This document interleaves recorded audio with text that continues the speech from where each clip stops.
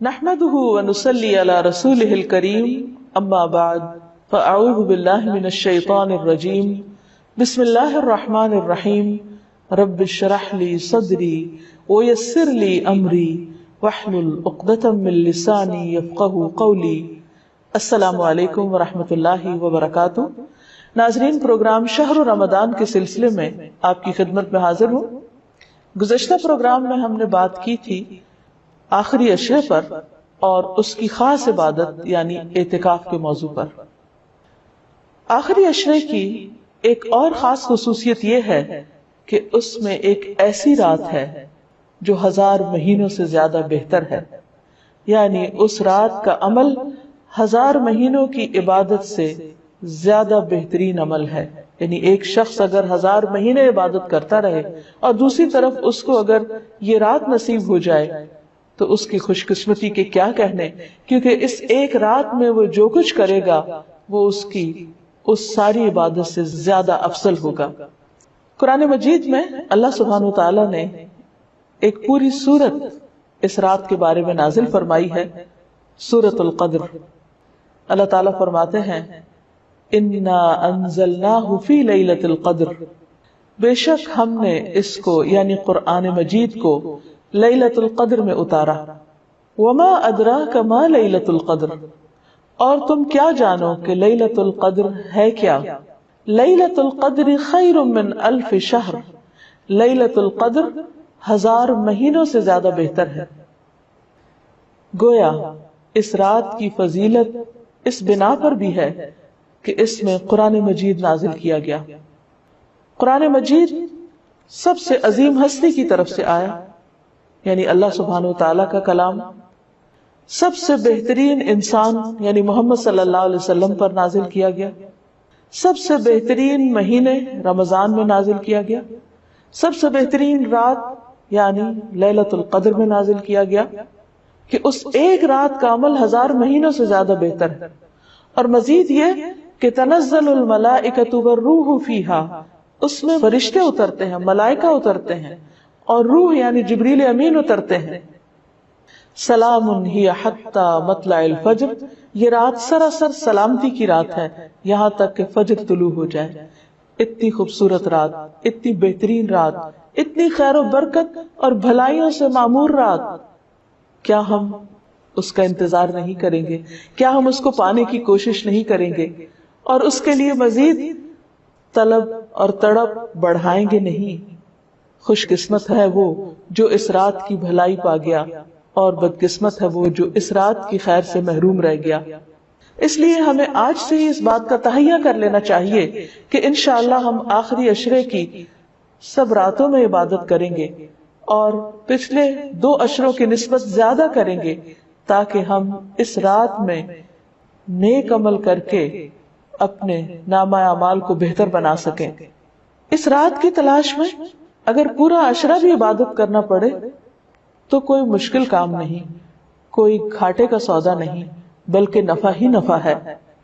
کیونکہ یہ رات جو خیر و برکت کی رات ہے، جس کو مل گئی اس کی خوش قسمتی کا کیا ٹھکانہ. لیکن یہ خوش قسمتی اس کے لیے ہے جو اس کی طلب رکھے، اس کے لیے بھاگ دوڑ کرے، اس کے انتظار میں رہے، اس کا شوق رکھے. یہ رات جس میں فرشتے اترتے ہیں، اس کے بارے میں نبی صلی اللہ علیہ وسلم نے مزید وضاحت کی. فرمایا، حضرت ابو ہریرہ سے روایت ہے کہ ان الملائکۃ تلک اللیلۃ فی الارض اکثر من عدد الحصى، بلا شبہ اس رات کو زمین میں فرشتوں کی تعداد کنکریوں سے بھی زیادہ ہوتی ہے. اور پھر فرشتے جب اترتے ہیں تو ایک خاص قسم کا ماحول پیدا ہو جاتا ہے.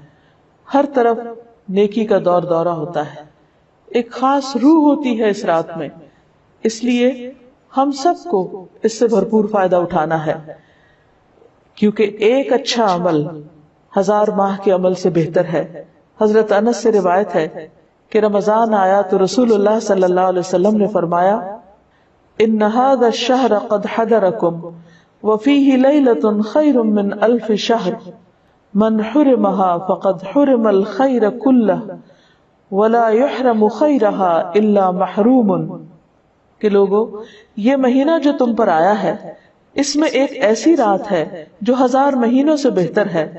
جو شخص اس سے محروم رہا وہ ہر بھلائی سے محروم رہا. اس رات کی سعادت سے صرف بد نصیب ہی کو محروم کیا جاتا ہے.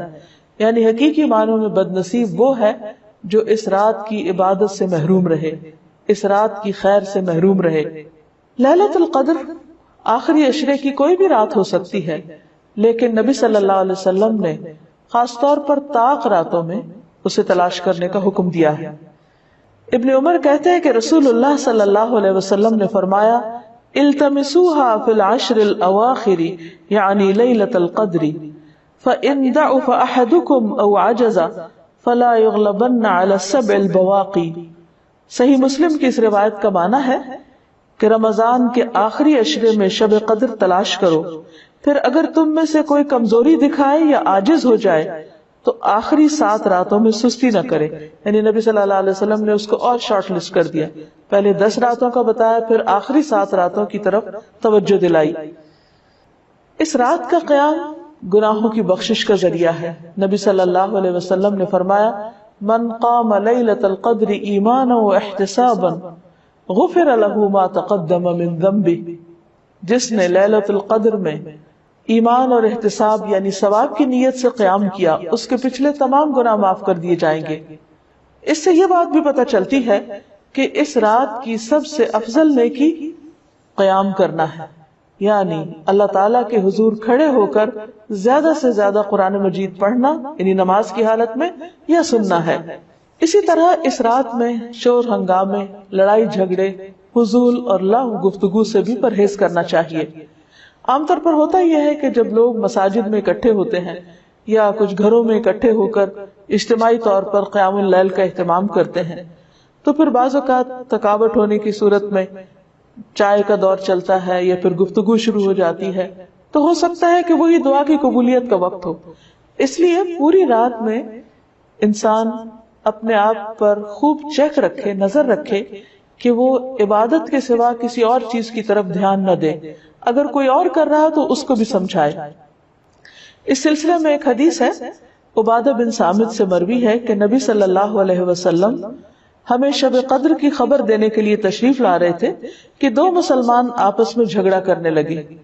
اس پر آپ صلی اللہ علیہ وسلم نے فرمایا میں آیا تھا کہ تمہیں شب قدر بتا دوں، لیکن فلاں اور فلاں نے آپس میں جھگڑا کر لیا، پس اس کا علم اٹھا لیا گیا اور امید ہے کہ تمہارے حق میں یہی بہتر ہوگا. اس حدیث سے ہمیں 2 باتیں پتہ چلتی ہیں. ایک تو یہ کہ مسلمانوں کا باہم لڑائی جھگڑا فتنہ فساد ان کو بہت سی خیر سے محروم کر دیتا ہے. ایک اور حدیث کے مطابق فساد اور باہمی تعلقات کی خرابی دین کو مونڈ دینے والی ہے، یعنی دین کا صفایا کر دیتی. وہاں کوئی ایمان اور تقوی اور خیر بھلائی باقی نہیں رہتی جہاں لوگوں کے درمیان باہم تعلقات اچھے نہیں ہوتے. اور یہاں ہم دیکھتے ہیں کہ نبی صلی اللہ علیہ وسلم اسپیسیفکلی یہ بتانے کے لیے آئے کہ کون سی رات لیلۃ القدر ہوگی تاکہ لوگ اس میں پوری طرح عبادت کر سکیں، لیکن لڑائی جھگڑے کی وجہ سے وہ علم آپ سے اٹھا لیا گیا. لیکن آپ نے یہ فرمایا کہ اسی میں بھلائی ہوگی. اس سے ہمیں ایک اور بات بھی پتہ چلتی، اور وہ یہ کہ نبی صلی اللہ علیہ وسلم انتہا درجے کی مثبت سوچ رکھتے تھے. وہ ہر اس موقع پر جہاں کوئی شخص پریشان ہو کر کام چھوڑ سکتا ہے یا ڈپریشن میں جا سکتا ہے، آپ اس موقع پر بھی ہمیشہ یہی بتاتے کہ اس میں بھی بھلائی ہے، اس میں بھی خیر ہے. اور ہم اگر غور کریں تو خیر نظر بھی آتی ہے. وہ یہ کہ اگر ہمیں یہ پتا ہوتا کہ فلاں ایک رات لیلۃ القدر ہے، مثلاً بعض لوگ جیسے کہتے ہیں 27ویں کی رات یا کوئی اور رات، تو پھر ہم صرف عبادت اسی رات میں کرتے.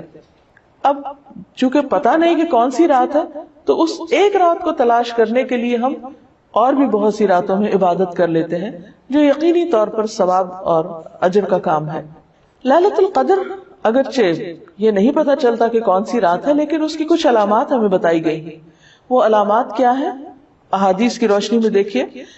نبی صلی اللہ علیہ وسلم نے فرمایا شب قدر کی صبح کو سورج کے بلند ہونے تک اس کی شعاع نہیں ہوتی، وہ ایسے ہوتا ہے جیسے تھالی، یعنی سورج نظر تو آتا ہے لیکن اس کی شعاع نہیں نظر آتی.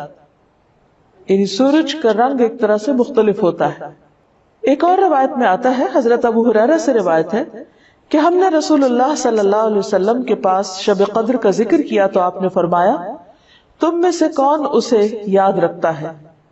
اس میں جب چاند نکلتا ہے تو ایسا ہوتا ہے جیسے بڑے تھال کا کنارہ، یعنی اس کو بھی آپ نے تھال سے تشبیہ دی، لیکن کنارہ اس لیے کہ آخری راتوں میں چاند پورا نہیں رہتا، ایک کنارے کی طرح رہ جاتا ہے۔ اسی طرح ابن عباس سے مروی ہے کہ رسول اللہ صلی اللہ علیہ وسلم نے فرمایا شب قدر آسان اور معتدل رات ہے جس میں نہ گرمی ہوتی ہے اور نہ سردی۔ اس صبح کا سورج اس طرح طلوع ہوتا ہے کہ اس کی سرخی مدھم ہوتی، یعنی سورج کی ایک نشانی بتائی گئی، لیکن ظاہر ہے کہ وہ تو جب رات گزر جاتی ہے پھر ہی نظر آتا ہے، اس لیے اس پر نہیں رہنا چاہیے کہ فلاں رات تھی یا فلاں رات تھی، توجہ اس پر رہنی چاہیے کہ ہمیں ہر رات سے کس طرح فائدہ اٹھانا ہے۔ ایک اور روایت میں آتا ہے، حضرت زر سے روایت ہے، انہوں نے کہا کہ میں نے ابی بن کعب کو یہ فرماتے ہوئے سنا، ان سے کہا گیا کہ حضرت عبداللہ بن مسعود فرماتے ہیں کہ جو آدمی سارا سال قیام کرے وہ لیلۃ القدر کو پہنچ گیا۔ حضرت ابی فرمانے لگے کہ اللہ کی قسم جس کے سوا کوئی معبود نہیں، وہ شب قدر رمضان میں ہے۔ وہ یقین کے ساتھ قسم کھاتے ہیں، اللہ کی قسم بے شک میں جانتا ہوں وہ کون سی رات ہے۔ یہ وہی رات ہے جس میں اللہ کے رسول صلی اللہ علیہ وسلم نے ہمیں قیام کا حکم دیا۔ اس رات کی صبح 27 تاریخ تھی اور اس کی علامت یہ تھی کہ سورج طلوع ہوا تو اس کی سفیدی میں شعاع نہ تھی، اور یہ ہو سکتا ہے کہ اس سال 27ویں رات ہو، لیکن یہ ضروری نہیں کہ صرف 27ویں رات ہی شب قدر ہو۔ ام المومنین حضرت عائشہ کہتی ہیں کہ میں نے پوچھا اے اللہ کے رسول صلی اللہ علیہ وسلم، اگر میں شب قدر پالوں تو اس میں کیا کہوں، یعنی کون سی خاص دعا مانگوں؟ آپ نے فرمایا کہو اللہم انک عفو کریم تحب العفو فاعف عنی، اے اللہ تو معاف کرنے والا ہے، کرم فرمانے والا ہے، معاف کرنے کو پسند کرتا ہے، پس تو مجھے معاف کر دے۔ اس سے یہ پتہ چلتا ہے کہ اس رات بھی زیادہ سے زیادہ اللہ سبحانہ وتعالی سے بخشش کی دعا کرنی چاہیے، معافی اور درگزر کی دعا کرنی چاہیے۔ اس کے علاوہ انسان قرآن مجید کی تلاوت کر سکتا ہے، اگر خواتین نماز نہ پڑھ سکیں تو ذکر اذکار کر سکتی ہیں، تسبیحات کر سکتی ہیں، اپنی غلطیوں کی معافی مانگ سکتے ہیں ہم سب، کیونکہ اللہ تعالیٰ بندے کی توبہ سے خوش ہوتے ہیں۔ ایک حدیث میں آتا ہے کہ نبی صلی اللہ علیہ وسلم نے فرمایا ایک آدمی گناہ کرتا ہے پھر کہتا ہے کہ اللہ میرا گناہ معاف کر دے، تو اللہ تعالیٰ فرماتا ہے کہ میرے بندے نے گناہ کا کام کیا اور اسے علم ہے کہ اس کا کوئی رب بھی ہے جو گناہوں کو معاف فرماتا ہے اور ان پر مواخذہ کرتا ہے، میں نے اپنے بندے کو معاف کر دیا۔ یعنی اللہ تعالیٰ اس بات سے خوش ہوتے ہیں کہ بندہ اللہ تعالیٰ سے معافی کی دعا مانگے۔ پھر اللہ تعالیٰ بخشش کا وعدہ بھی کرتے ہیں۔ رسول اللہ صلی اللہ علیہ وسلم نے فرمایا کہ شیطان نے اللہ عز و جل سے کہا مجھے تیری عزت اور جلال کی قسم، میں تیرے بندوں کو اس وقت تک گمراہ کرتا رہوں گا جب تک ان کے جسم میں روح رہے گی، یعنی جب تک وہ فوت نہیں ہو جاتے۔ اور اللہ تعالیٰ نے فرمایا مجھے اپنی عزت اور جلال کی قسم، جب تک وہ مجھ سے معافی مانگتے رہیں گے میں بھی انہیں معاف کرتا رہوں گا۔ یعنی اللہ تعالیٰ کو معاف کرنا پسند ہے، اس لیے خصوصی طور پر لیلۃ القدر میں اپنے گناہوں کی معافی مانگنی چاہیے، کیونکہ اس میں قبولیت کی گھڑیاں ہوتی ہیں۔ اور استغفار کا فائدہ یہ بھی ہے کہ انسان عذاب سے محفوظ رہتا ہے۔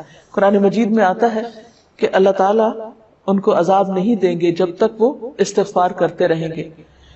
کوئی بھی انسان یا قوم اپنی کوتاہیوں، غفلتوں، گناہوں کی وجہ سے اللہ تعالیٰ کو ناراض کر دیتی ہے، لیکن اللہ تعالیٰ رب الرحیم ہے، غفور الرحیم ہے، وہ اپنے بندوں کو معاف کر دیتے ہیں۔ لہٰذا اس موقع پر ہمیں انفرادی توبہ کے علاوہ اجتماعی توبہ بھی کرنی چاہیے۔ قرآن مجید میں اللہ تعالیٰ فرماتے ہیں وَتُوبُوا إِلَى اللَّهِ جَمِيعًا أَيُّهَا الْمُؤْمِنُونَ، اے مومنو سب مل کر اللہ سے توبہ کرو، اللہ تعالیٰ معاف فرمانے والا ہے۔ خواہ انسان کے گناہ آسمان کی بلندیوں تک ہی کیوں نہ پہنچ جائے۔ اور آپ صلی اللہ علیہ وسلم نے یہ بھی فرمایا کہ جو آدمی یہ بات پسند کرتا ہے کہ اس کا اعمال نامہ اسے خوش کر دے تو وہ کثرت سے استغفار کیا کرے۔ ایک اور روایت میں آتا ہے خوشخبری ہے اس کے لیے جو اپنے نامہ اعمال میں بکثرت استغفار پائے۔ اللہ تعالیٰ سے دعا ہے کہ اللہ تعالیٰ ہمیں یہ رات نصیب فرمائے اور ہمارے گناہوں کی بخشش فرما دے اور اپنی رحمتوں کا نزول ہم سب پر کرے۔ وآخر دعوانا ان الحمد للہ رب العالمین۔ السلام علیکم ورحمۃ اللہ وبرکاتہ۔